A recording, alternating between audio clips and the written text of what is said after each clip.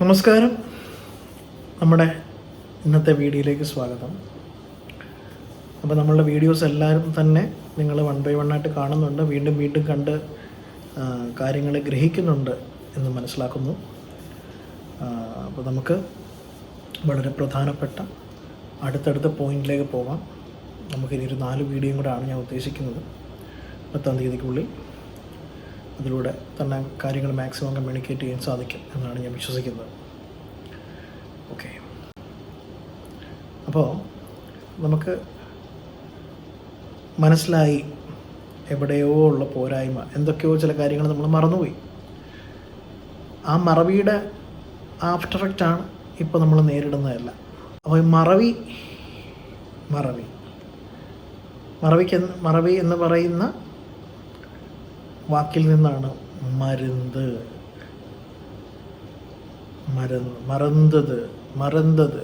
തമിഴാണ്. ഇതൊക്കെ തമിഴിൽ നിന്ന് ഡീകോഡ് ചെയ്താണ് പല വാക്കുകളും ക്രിയേറ്റ് ആയിരിക്കുന്നത്. മറന്നുപോയതിന് മരുന്ന് വേണം.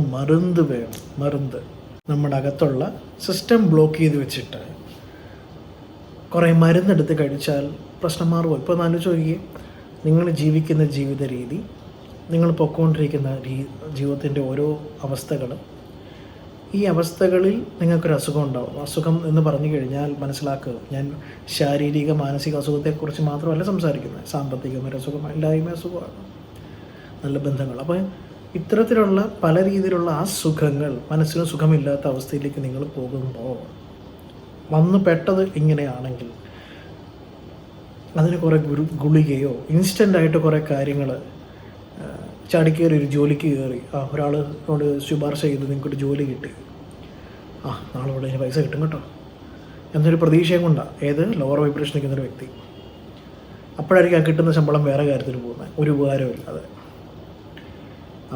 നമ്മളിങ്ങനെയാണ് ഇത് നമ്മുടെ ശീലമായി. പ്രശ്നങ്ങളുണ്ടാവുന്നത് കോമൺ അല്ലേ? വ്യക്തിപരമായിട്ട് ഞാൻ പറയുകയാണെങ്കിൽ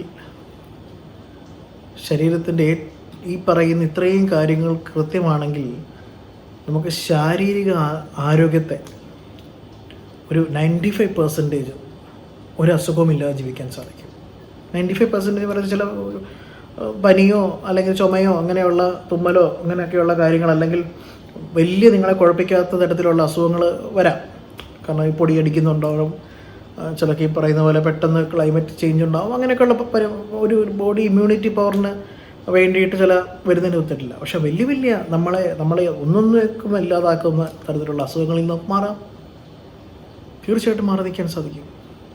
അപ്പോൾ ഒന്നും വേണ്ട, മറന്നു പോയതിനെ ഒന്ന് ഓർമ്മിപ്പിക്കുക. ഇപ്പോഴത്തെ നിങ്ങളുടെ രീതി എന്താണ്? ആ രീതി നമ്മൾ മനസ്സിലാക്കിയിരിക്കുന്ന ഈ 5 തത്വത്തെ സാറ്റിസ്ഫൈ ചെയ്തു, ഒന്നും വേണ്ട, നോർമലി മെയിൻറ്റെയിൻ ചെയ്താണോ പോകുന്നത്? അല്ല എന്ന് വളരെ ആത്മാർത്ഥമായിട്ട് നിങ്ങൾക്ക് പറയാൻ പറ്റും. അല്ലെങ്കിൽ ഇഷ്യൂസ് ഉണ്ടാവും.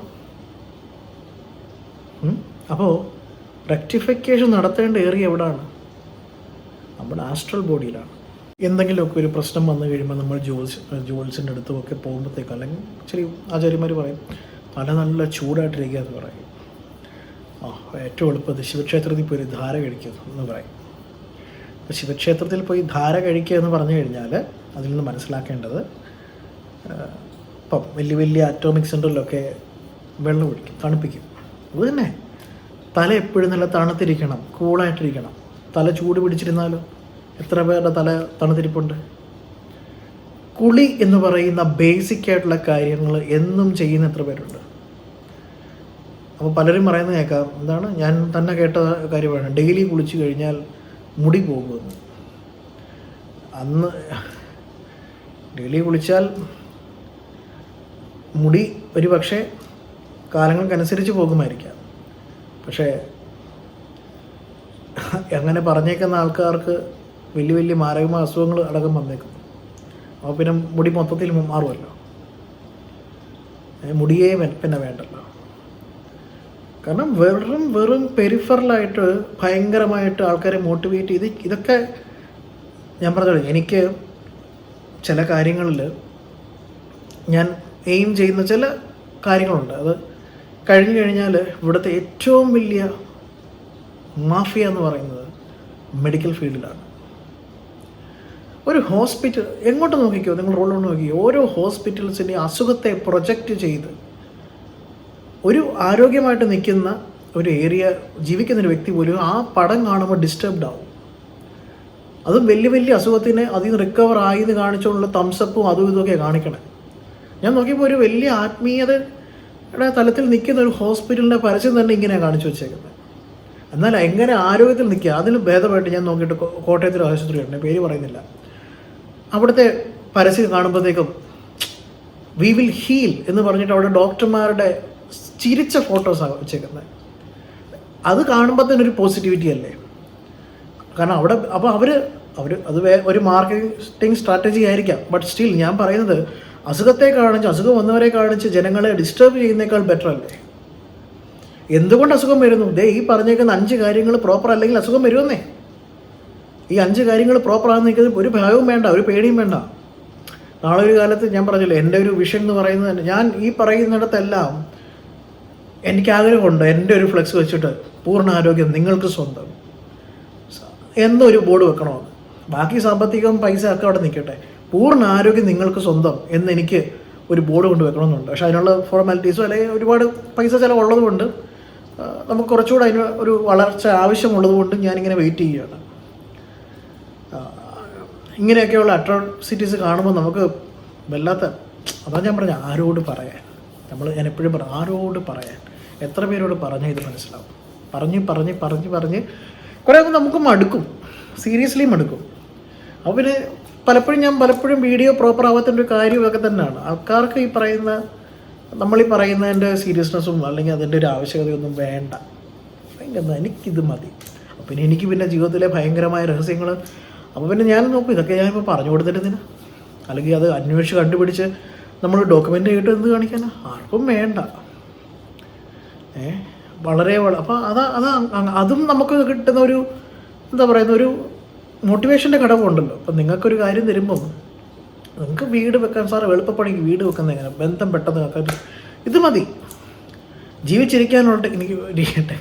ജീവിച്ചിരിക്കാനുള്ളത് വേണ്ട, ആരോഗ്യത്തോട്ടിരിക്കാൻ, സന്തോഷമായിട്ട് സമാധാനമായിട്ടിരിക്കാനുള്ള കാര്യങ്ങൾ വേണ്ട. അപ്പോൾ നമ്മൾ പറഞ്ഞു വന്നത് ശിവശക്തിയെക്കുറിച്ചാണ്. അപ്പോൾ ശിവൻ്റെയും പാർവതിയുടെയും കഥകളെല്ലാം തന്നെ മനുഷ്യ മസ്തിഷ്കത്തെ സംബന്ധിച്ച് ഇടത് മസ്തിഷ്കവും വലത് മസ്തിഷ്കവും തമ്മിലുള്ള ബന്ധമാണ്. റൈറ്റ് ബ്രെയിൻ ആയിക്കോട്ടെ, ലെഫ്റ്റ് ബ്രെയിൻ ആയിക്കോട്ടെ, ഈ പറയുന്ന ഏരിയയിൽ ചിന്തകൾ വരും. അപ്പോൾ ഏത് ചിന്തയും ഒരു പർട്ടിക്കുലർ പോയിൻ്റ് എക്സീഡ് ചെയ്യുമ്പം അതിനെയാണ് ഈ പറയുന്ന താണ്ഡവം ആടുന്നു, അല്ലെങ്കിൽ ഇപ്പോൾ ശിവതാണ്ഡവം എന്നൊക്കെ പറയത്തില്ല. കാരണം അതിൻ്റെ ടോപ്പ് പീക്കിലേക്ക് പോവാണ്. അപ്പോൾ ലെഫ്റ്റ് ആയിക്കോട്ടെ, റൈറ്റ് ആയിക്കോട്ടെ, അപ്പോൾ നെഗറ്റീവ് ആയിക്കോട്ടെ, പോസിറ്റീവ് ആയിക്കോട്ടെ, ടോപ്പ്. അപ്പോൾ ആനന്ദം വന്നാലും നമ്മൾ അപ്പോൾ ചിന്തിക്കുന്ന കാര്യത്തിൽ നിന്നാണോ സന്തോഷം വരുന്നത്, ദുഃഖവും വരുന്നത്. അപ്പോൾ ഏത് കാര്യത്തിൻ്റെയും അതിൻ്റെ പീക്ക് പോകുമ്പോഴത്തേക്കുമാണ് ഈ പറയുന്ന സന്തോഷം. അത് ചിലപ്പോൾ സന്തോഷമാണെങ്കിൽ അത് അത്തരത്തിലുള്ള ആനന്ദം. ഇതൊക്കെയാണ് ഈ കഥയുടെ ഇന്നർ സെൻസ് എന്ന് പറയുന്നത്. അല്ലാണ്ട് ശിവൻ താണ്ഡവമാടി എന്നൊക്കെ പറയുമ്പം വിഷമിച്ചിരിക്കുമ്പോൾ ആരാ ഡാൻസ് കളിക്കാൻ പോകുന്നത്? ഭയങ്കര ദേഷ്യത്തിരിക്കുമ്പോൾ ശിവൻ ഡാൻസ് കളിക്കാൻ പോവുകയാണോ? This is it. ഇതാണ് അതിൻ്റെ രീതി. ഈ ലോജിക്കിനെയാണ് താണ്ഡവമാടിയത്. ഇപ്പോൾ ഏത് തരത്തിലുള്ള വികാരമാണെങ്കിലും നമ്മുടെ ആ ചിന്തകളുടെ കുത്തൊഴുക്ക്, അമിതമായിട്ടുള്ള ആ കുത്തൊഴുക്കിനെയാണ് അവിടെ പ്രതിപാദിക്കുന്നത്. അതുപോലെ നമുക്ക് ഇപ്പോൾ നമ്മൾ നോക്കുവാണെങ്കിൽ നമുക്ക് ഇഷ്ടം പോലെ ദേവതാ സങ്കല്പങ്ങളുണ്ട്, അല്ലേ? 33 കോടി ദേവതാ സങ്കല്പങ്ങളുണ്ട്. ഈ സങ്കല്പങ്ങൾ എങ്ങനെയാണ് മനുഷ്യനെ സ്വാധീനിക്കുന്നത്, പ്രതിപാദിക്കുന്നത്? ഓരോന്നും വെറുതെ ഒരു 33 കോടി കണക്ക് വെറുതെ പറയുന്നതാണോ? അറിയണം. എല്ലാം അറിഞ്ഞില്ലെങ്കിലും അല്പമെങ്കിലും അറിയണം. അപ്പോൾ ഈ പഞ്ചഭൂതങ്ങളെ നമ്മൾ പ്രതിപാദിക്കുന്ന 5 പഞ്ചഭൂതങ്ങളെ നമ്മൾ അതിനെന്ത് ചെയ്യുന്നുണ്ട്? ടോർച്ചർ ചെയ്യുന്നുണ്ട്. അപ്പോൾ ഈ പഞ്ചഭൂതങ്ങൾക്ക് വാർദ്ധക്യം ഉണ്ടാകില്ല എന്ന് ഞാൻ ആദ്യം പറഞ്ഞു. പക്ഷേ അപ്പോൾ അങ്ങനെ വരും. അപ്പോൾ ഈ പറയുന്ന മനുഷ്യ ശരീരത്തിൽ എങ്ങനെയാണ് ഈ വാർദ്ധക്യം സംഭവിക്കുന്നത്? പഞ്ചഭൂതത്താൽ നിർമ്മിക്കപ്പെട്ടിരിക്കുന്ന ശരീരമാണെങ്കിൽ അതിന് വാർദ്ധക്യമില്ലെങ്കിൽ എങ്ങനെ മനുഷ്യ ശരീരത്തിന് വാർദ്ധക്യം ഉണ്ടാവും? അതല്ലേ നമുക്കറിയേണ്ടത്. ആകാശം. അപ്പോൾ ആകാശത്തെ നമ്മൾ അടച്ചിട്ട് എന്ത് ചെയ്തു? നമ്മൾ വാർദ്ധക്യമാക്കിയില്ലേ? AC റൂം, നമ്മൾ എല്ലാ മുറികളും വണ്ടിയും എല്ലാം ഫുള്ളി എയർ കണ്ടീഷൻഡാക്കി അടച്ചിട്ടു, ഗ്ലാസും വീടും എല്ലായിടവും നമ്മൾ കെട്ടിപ്പൂട്ടി. ഇത് ഞാൻ ഉൾപ്പെടെ ഉള്ളവരുടെ കാര്യം പറയണം, അല്ലാണ്ട് ഞാനിതെല്ലാം ഓക്കെ ഇത് അറിഞ്ഞതിന് ശേഷം ഞാൻ പറഞ്ഞല്ലോ ഞാൻ എൻ്റെ റെമഡീസും കാര്യങ്ങളൊക്കെ ഞാൻ ചെയ്യുന്നുണ്ട്. പക്ഷേ ഞാൻ പറഞ്ഞ പോയിൻ്റാണ്, നമ്മളിതിപ്പോൾ എന്നും പറഞ്ഞുകൊണ്ട് AC ഇല്ലാതിരിക്കണമെന്നല്ല ഞാനീ പറഞ്ഞു വരുന്നത്. So there are remedies. ആ റെമഡീസ് ചെയ്യാൻ പറ്റുന്നതൊക്കെ നമുക്ക് ചെയ്യാൻ പറ്റും. അപ്പോൾ തന്നെ പല പ്രശ്നങ്ങളുടെ ഇൻറ്റൻസിറ്റി കുറയുമെന്നേ. നിങ്ങൾക്ക് ഇന്ന് ഫേസ് ചെയ്യുന്ന ഭയങ്കരമായ പ്രശ്നം ചെറിയ ചെറിയ കാര്യങ്ങൾ ചെയ്യുമ്പോൾ തന്നെ വ്യത്യാസം വരും.